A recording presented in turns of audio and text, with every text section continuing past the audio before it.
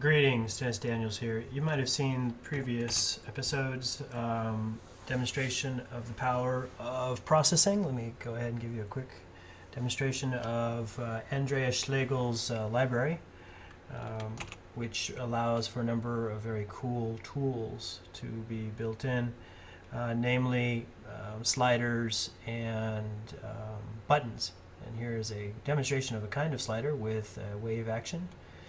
And I have gone ahead and modified it a little bit. All of this has been uploaded and shared with the world, and hopefully someone out there will pick up the baton and carry forward to bring more and create more educational applications out there using the processing language. A number of good reasons to use processing. First, it's very web friendly. Can be almost entirely coded online. It's great for teachers and students alike to begin learning how to code, and code is the key to logical thinking. And no doubt about it, if you can code, you can probably think yourself out of an economic downturn.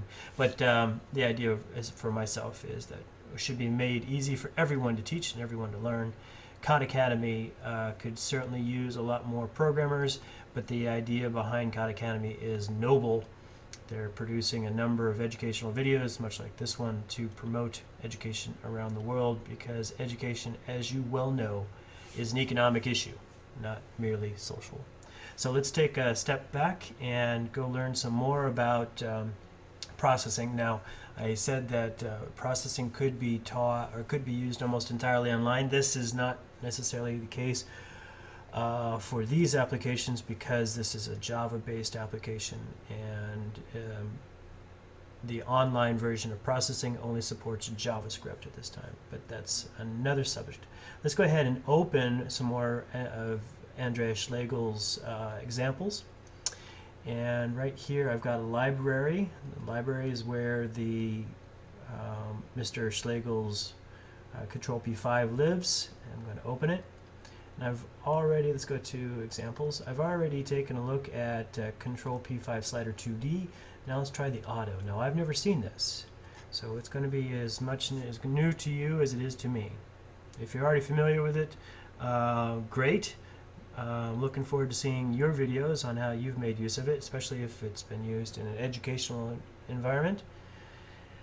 Let's see, we are waiting for the application to load. I'm not quite sure if it's going to. Certainly taking its sweet time.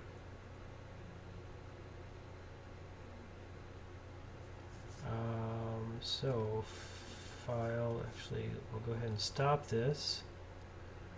File, open, libraries, Control P5, examples, Control P5 auto, double click. Does that work? Ah, okay, I had to double click it. Now I click OK, and now it should load. Curious. Okay, so double clicking didn't just work. Alright, so let's open that up and take a look. Now I'm going to hit Control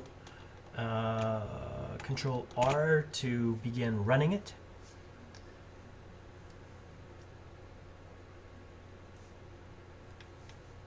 Alright, now this is not seeing, don't know what that's doing. It's running a separate window. And I've got toggles here, and it looks like I've got some sort of directory system of some kind, but there's nothing inside of it.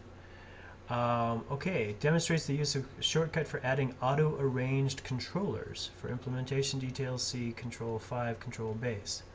Well, where did our window go? There it is. Toggle B, toggle C.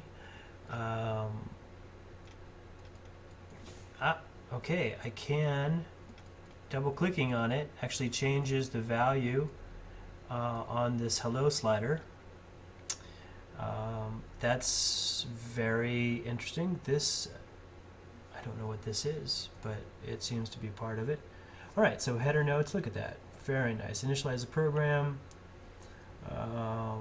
Functions, float, count, pfont is font. Wait, this is not his, that's mine. I was going to say, that would be most surprising if he formatted his code the same way I do. Alright, so toggle B equals 1, toggle C equals 1, so that means they're on. They are on. 0 is off.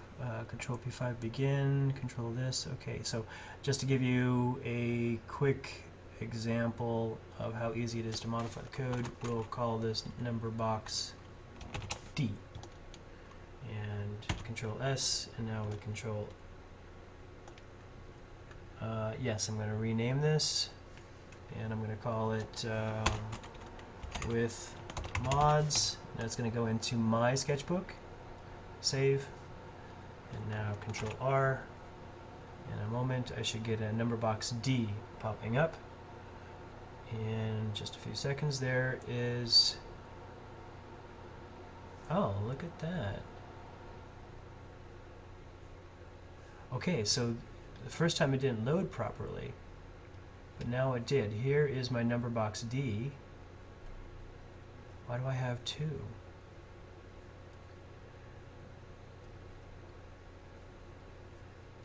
Button B. Okay, so if I turn on button B,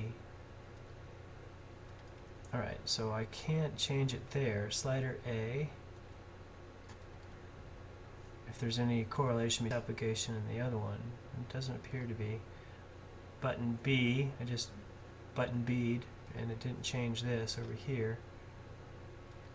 And I can't change this one. So, very curious. I'm not quite sure if it's broken or not. But that's part of the discovery process, is that you have to test, like any good scientist, any good computer scientist especially. And of course you need to read the documentation, which apparently is right here, control base, control P5 base.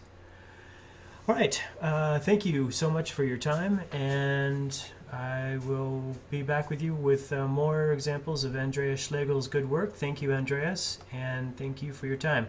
If you have any coding skills at all, please contribute to the education platform by creating free applications using processing and sharing them with the world on sites like Open Processing, for example. Thank you for your time. Happy computing.